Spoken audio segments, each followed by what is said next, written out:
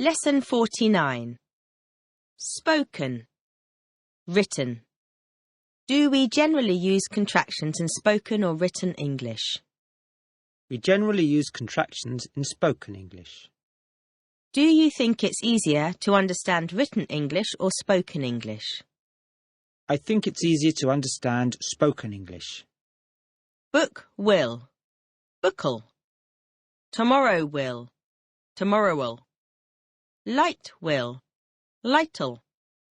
Mr. Smith will. Mr. Smith'll. Who will. Who'll. What will. What'll.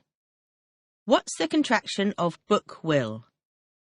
The contraction of book will is book'll. Tomorrow will. Tomorrow'll. The light will. The light'll. The door will. The door'll. Who will? Who'll. What will? What'll. Do we always use contractions in English? No, we don't always use contractions in English. When don't we use contractions? We don't use contractions when they are difficult to pronounce. Do you think tomorrow'll be a cloudy day? Yes, I think tomorrow'll be a cloudy day. Will that picture be hanging on the wall next lesson? Yes, that picture'll be hanging on the wall next lesson. Will the door be the same colour next week as it is this week? Yes, the door'll be the same colour next week as it is this week. Will Mr. Brown be here next lesson? Yes, Mr. Brown will be here next lesson. Communicate. Easily. Do you prefer to communicate with your friends by phoning or texting? I prefer to communicate with my friends by phoning. Do you think it's easier to communicate in spoken or written English? I think it's easier to communicate in spoken English. Can you communicate very complicated ideas easily in English? No, I can't communicate very complicated ideas easily in English. Hadn't. What's the negative of had? The negative of had is hadn't. Different forms of have. Do you have a pen? Have you got a pen? Did you have a pen? Had you got a pen? What are the common ways of asking a question with the verb to have? The common ways of asking a question with the verb to have are, do you have a pen? And have you got a pen? What are the common ways for the past tense?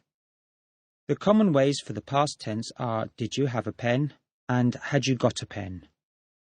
Which is the most common way of asking a question with the verb have in the past? The most common way of asking a question with the verb have in the past is, did you have? Did you have your book with you last lesson? Yes, I had my book with me last lesson. Did I have a hat on my head last lesson? No, you didn't have a hat on your head last lesson. Had I got any money in my hand last lesson?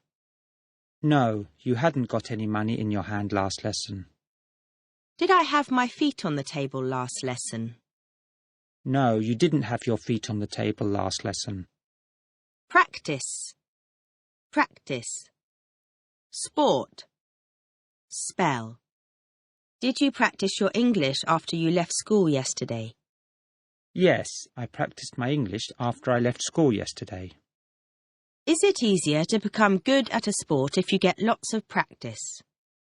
Yes, it's easier to become good at a sport if you get lots of practice. What's the difference between the noun practice and the verb practice? The difference between the noun practice and the verb practice is that we spell the noun with a C and we spell the verb with an S. Would like. What's a polite way of communicating that you want something? A polite way of communicating that you want something is to say, I would like. Give me an example, please. I would like a cup of tea. I would like to watch that TV program.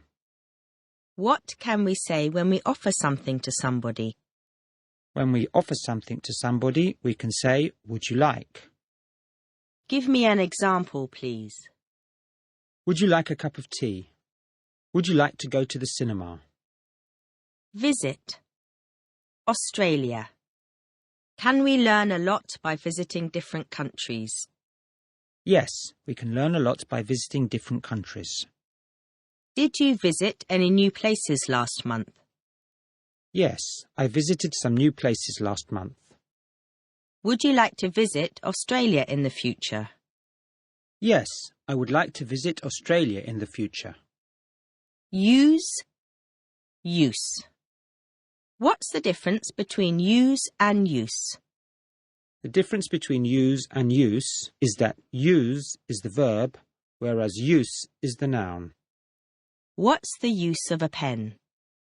The use of a pen is for writing. What's the use in studying languages?